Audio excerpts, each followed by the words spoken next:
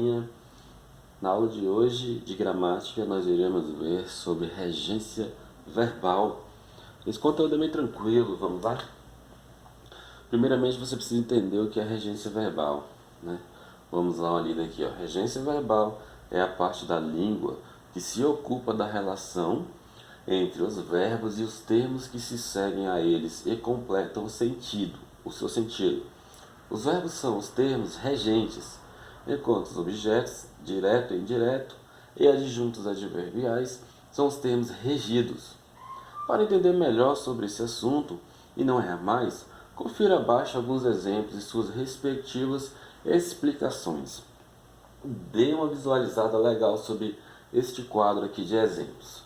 Vamos lá, ao primeiro exemplo. Exemplo 1, nós temos aqui 3 exemplos. Exemplos 1, 2, exemplo 1, exemplo 2 e exemplo 3. Vamos lá, o primeiro exemplo.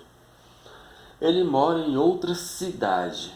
Note que a palavrinha que está destacada em vermelho é o nosso verbo regente. Nós estamos falando de regência verbal. Então, note que a palavrinha destacada em vermelho é o nosso verbo regente.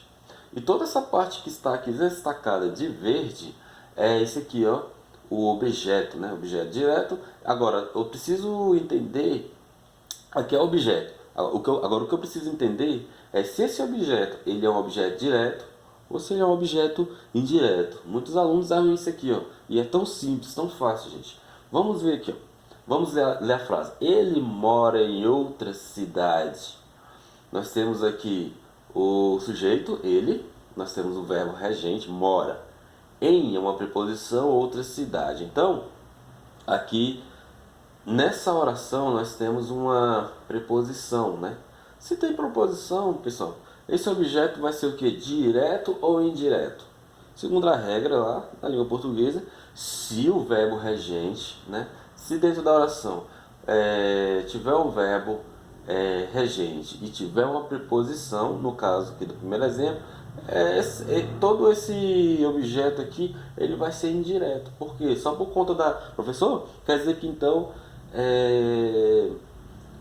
se tiver preposição dentro da frase, esse objeto aqui ele vai ser indireto? Isso mesmo.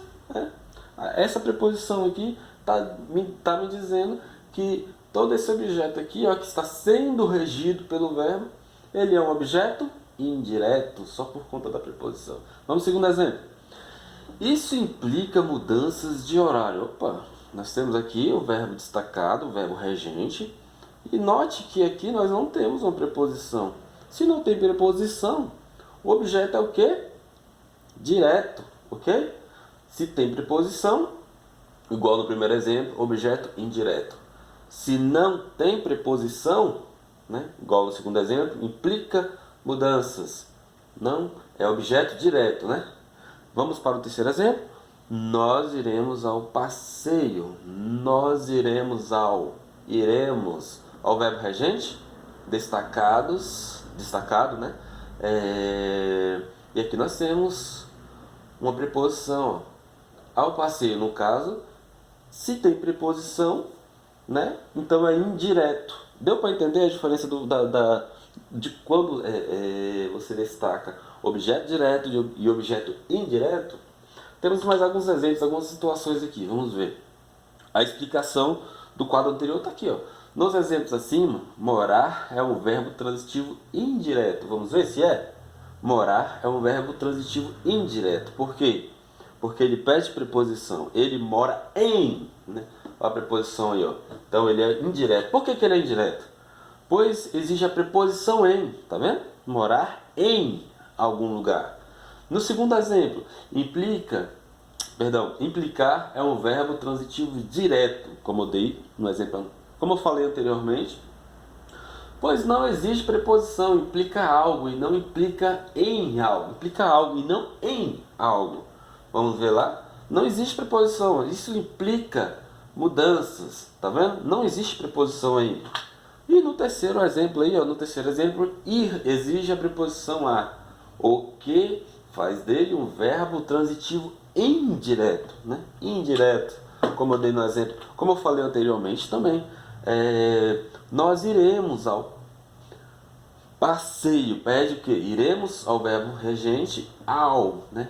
Tá pedindo a preposição aí, passeio, né? Na forma padrão, a oração isso implica em mudança de horário não está correta. Então, se eu escrever uma frase assim, ó, isso implica em mudança de horário, eu vou estar, segundo a norma padrão, escrevendo essa frase errada, porque não existe. Isso implica em mudança de horário. A forma correta de você escrever é como está lá no exemplo. Na verdade, vamos pegar aqui. Isso implica mudança de horário, não em mudança de horário, né? Mudança de horário. E vamos finalizar aqui. Vamos ver exemplos de alguns verbos e entender como eles são regidos, né? Na verdade, eu coloquei aqui de alguns verbos, mas hoje nós vamos ver só sobre o verbo assistir, tá? Depois a gente vê outros. Vamos lá? Com o sentido de ver, existir, exige preposição. Com o sentido de ver, porque nós vamos ver situações diferentes com o mesmo verbo. Usando o verbo assistir no sentido de ver, né? Vamos lá. Que tal assistirmos ao filme? Note que nós temos a preposição. Se tem preposição, objeto indireto, né? Com o sentido de dar assistência, não existe preposição. De dar assistência, ó. Sempre assistiu pessoas mais velhas, né? Ele assistiu, vamos supor, o médico, o enfermeiro estaria observando, assistindo aquelas pessoas. Ele está dando assistência. Então, sempre assistiu pessoas. Note que não tem uma preposição, né? Então, objeto direto. E no terceiro exemplo, com o sentido de pertencer existe preposição. Assiste aos prejudicados o direito de indenização, né? Então, assiste aos, ó, a preposiçãozinha aparecendo. Então, ok? Objeto indireto. Depois a gente vê mais exemplos aí, ok? Por hoje é só.